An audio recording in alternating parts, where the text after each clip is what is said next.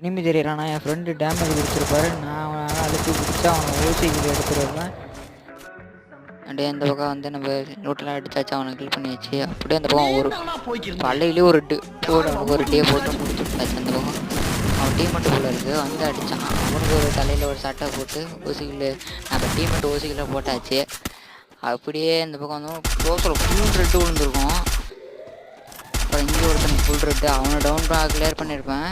இப்போ இங்கே ஒருத்தனுக்கு ஃபுல் ரெட்டு வச்சு கிளியர் பண்ணியாச்சு. இவனையும் கிளியர் பண்ணியாச்சு. அங்கே ஒருத்தனுக்கு அப்படியே மேலே ஏறி வந்திருப்பான். இவன் இங்கே அடிச்சிருப்பான். அவனை ஒரு டவுன் பண்ணி திரும்ப வரும் போட்டான்.